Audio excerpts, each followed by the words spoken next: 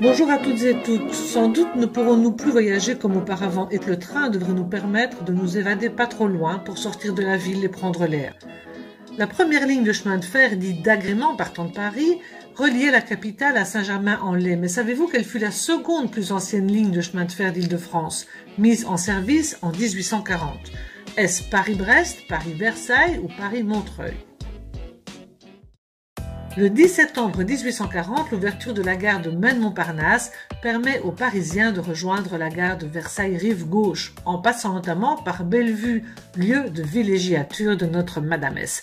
Elle n'avait qu'à monter dans le train pour se rendre à la gare de Bellevue, aujourd'hui arrêt Brimborion de la ligne 2 du tramway d'Île-de-France. À l'époque de Meg et jusqu'en 1934, un funiculaire reliait la gare de Bellevue à la ligne Puteaux ici pleine. Bellevue, avec ses magnifiques paysages vallonnés, porte bien son nom. C'est là que Louis XV a fait construire le château du même nom pour sa favorite, Madame de Pompadour. Aux petits soins pour son monarque, elle veillait tout particulièrement à lui faire préparer des mets délicats, et c'est l'origine du célèbre saumon en Bellevue. Au milieu du XIXe siècle, industrie et riches villas de la bourgeoisie parisienne parsèment les coteaux qui plongent sur le fleuve et la forêt de Meudon.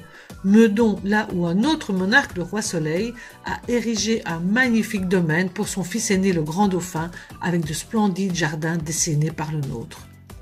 C'est sur les vestiges de cette propriété, reconstruite déjà après avoir été incendiée en 1795 et qui n'est plus que ruine suite à la guerre de 1870, c'est là qu'en 1876, le célèbre astronome Jules Janssen projette d'installer un nouvel observatoire. Les travaux débutent en 1878. Seuls quelques éléments sont préservés, dont les deux anciennes façades et leurs frontons sculptés du XVIIe que Janssen relie par un nouveau mur circulaire pour soutenir le dôme de l'observatoire. La grande coupole dessinée sur ses indications avec un diamètre intérieur de plus de 18 mètres et qui abrite la fameuse grande lunette à deux objectifs. Car Jules Janssen a démontré qu'il est possible d'observer les protubérances solaires et il excelle dans cette nouvelle science, l'astrophysique, grâce à l'analyse spectrale et à la technique de photographie céleste. Pour ce faire, il fait installer une plateforme d'observation qui roule verticalement sur deux rails en arc de cercle et permet les observations du ciel et du soleil dans toutes les positions de la lunette.